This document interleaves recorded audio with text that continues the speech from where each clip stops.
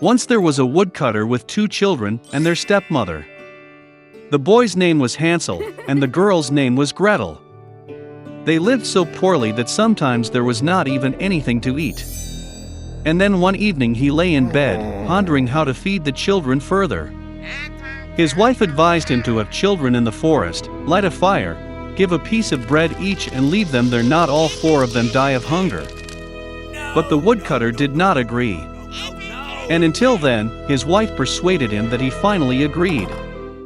And the children, because of hunger, also could not sleep and heard everything that their stepmother said to their father. And when the parents fell asleep, Hansel secretly rushed out of the house. The moon was shining brightly, and the white stones glittered like coins. Hansel pocketed as many of them as he could fit. Then he returned home and the children went to bed. In the morning, the stepmother came to the children, gave each of them a piece of bread, and they all went to the forest together. On the way, Hansel threw out white stones one by one. When they arrived at the clearing, my father began to light a fire. He ordered the children to sit near the fire and make sure that it didn't go out, while they and their stepmother would go for more firewood. They sat, tired, and fell fast asleep. When the children woke up, it was a dark night all around. And when a full month had risen in the sky, Hansel took his sister by the hand and went, looking for the way through the pebbles, which glittered like new coins, and showed them the way. They walked all night long, and at dawn they came to their father's house. Some time passed. And the children again heard how the stepmother one night began to beg their father to get rid of the children. He refused, but his wife did not want to listen to him. She cursed and expressed all sorts of reproaches to him. When the parents fell asleep, Hansel, like the last time, wanted to collect stones, but the stepmother locked the door and the boy could not leave the house. Early in the morning, the children were given a piece of bread each, even less than the previous time. On the way to the forest, Hansel shredded his piece in his pocket and threw the crumbs on the ground. The stepmother took them even further into the forest. Again a big fire was lit, and the father ordered the children to watch the fire while they and their stepmother chopped some more wood. When lunchtime came, Gretel shared her piece of bread with Hansel. And they fell asleep. We woke up when the dark night fell. And then a month came up, and they got together on their way, but they could not find a single crumbs, because thousands of birds fluttering in the forest had long been eating those crumbs. So the children walked for a very long time, but they could not get out of the forest. Suddenly, the road led them to the hut. Coming closer, the children saw that the house was all built of bread and biscuits, and the windows were made of pure sugar. Hansel reached up and broke off a piece of the roof, while Gretel went to the window and began gnawing at its windows. And then the door in the hut opened wide, and the old woman came out, leaning on a crutch. Hansel and Gretel were so scared that they even dropped their tidbits from their hands. And the old woman was kind and invited them to her hut. There was already abundant food on the table: milk, cookies, apples, and nuts. After dinner, the old woman made 2 clean beds for the children, and Hansel and her sister thought they were in heaven. But the old woman only pretended to be affectionate, but in fact she was an evil witch, who built her bread hut for this purpose in order to lure children. Early in the morning, while the children were sleeping, she took Hansel and put him in a small cage. And she ordered her sister to do everything that the wicked witch demanded of her. The old woman decided to fatten the boy in order to eat him later. So Gretel began to cook the most delicious food for Hansel, and she herself got nothing but leftovers. Some time passed, and the boy did not get fat. Then the old woman did not want to wait any longer, and decided to cook and eat Hansel. She ordered Gretel to light the stove and apply water. When the stove warmed up, the old woman ordered her to climb into the stove and see if it was hot enough. So she wanted to push the girl into the fire and bake her.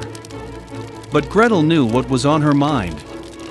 She said that she did not know how to get in there, and asked the witch to show herself. The old woman got angry and climbed into the oven. Then Gretel pushed her and slammed the shutter behind the witch. Wow, how terribly the old woman howled then. Gretel, meanwhile, rushed to Hansel and opened the cage. Having freed their brother, they went to the witch's room, in which there were boxes of pearls and precious stones in all corners, filled their pockets with them, and went home. For several days the children were looking for their way back. The forest seemed more and more familiar, and at last they saw their father's house in the distance. How glad he was to see his children alive. Hansel and Gretel poured on the floor all the pearls and gems they had taken from the witch. There was no need to think about food. And they began to live, and rejoice. And the father drove the evil stepmother out of the house. A long time ago, poor man Ali Baba lived with his wife Zainab in a distant eastern country. He made his living by hard work.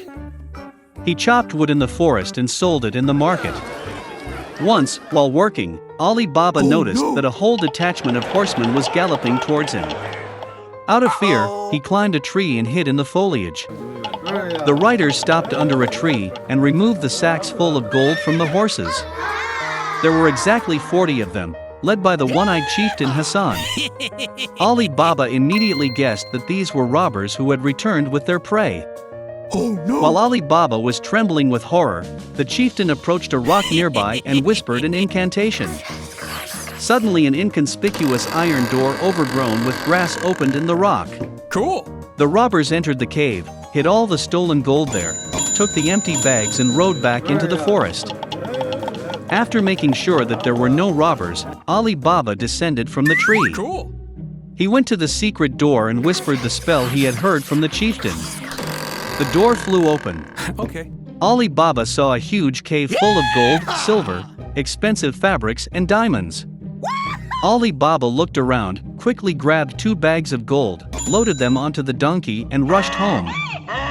Returning to his wife, Ali Baba showed her the sacks of gold. Delighted with wealth, they began to count coins. But the couple did not succeed because there were too many coins. The money should have been measured with a special cup, but poor Ali Baba did not have it. Then Zainab decided to take the cup from Ali Baba's rich brother Qasim. Qasim himself was burning with curiosity. He could not understand why the beggar Ali Baba needed a measuring cup for gold. Therefore, he smeared the bottom of the bowl with honey to find out exactly what the spouses would measure. When Ali Baba returned the bowl, Qasim noticed that gold coins had stuck to the honey at the bottom. He realized that Ali Baba was hiding wealth from him. Then Qasim came to his brother and threatened to inform the king about him if Ali Baba did not tell the whole truth. The frightened Ali Baba told Qasim about the robbers, the cave and even about the spell that opens the secret door. In the morning Qasim took 10 donkeys and headed to the cave. After casting a spell, he went inside. The untold wealth of the cash turned Qasim's head. He danced for a long time among gold and precious stones, stuffing his bags with coins. Suddenly the sound of hooves was heard outside the door. The robbers have returned. Qasim tried to hide behind sacks of gold, but the robbers found, tied up and kidnapped him. The one-eyed chieftain immediately realized that Qasim was not the only one who knew about the cash in the cave. Then the robber went to the city and learned that a certain Ali Baba had previously been a poor man and now suddenly became rich. Cool! Adaman followed Ali Baba home and marked his door with a black cross to come at night and take revenge. By evening, Ali Baba's wife went out into the garden to water the donkeys. She saw the cross and immediately realized that this sign was not good. Then she painted the same crosses on all the neighboring houses. At night, the robbers returned and saw that all the doors were marked with a black cross. They could not find Ali Baba's house. Their plan failed. The next day, the chieftain hung 40 large jugs on the donkeys, hid the robbers in them, and set off for the city. At the bazaar, he pretended to sell butter, and he himself again tracked down Ali Baba. When it got dark, the chieftain knocked on the house of Ali Baba. The robber asked to spend the night, and in return offered to present 40 large jugs of oil. And Ali Baba agreed. He cordially received the chieftain, and even allowed to drive the donkeys into the yard. While preparing dinner for a guest, Ali Baba's wife noticed that they had just run out of butter. Then she went out into the courtyard to pick up the oil that their guest had brought. But suddenly in the jugs there was a rustle and whisper of robbers. Then Zainab ran to the kitchen, grabbed a cup of boiling water and poured it on one of the robbers. He got scared, screamed, jumped out of the jug and ran towards the mountains. The whole detachment rushed after him in fright. Realizing that he too would soon be uncovered, the chieftain ran out of the house and disappeared without a trace. And Ali Baba and his wife lived happily ever after. And the robbers never returned.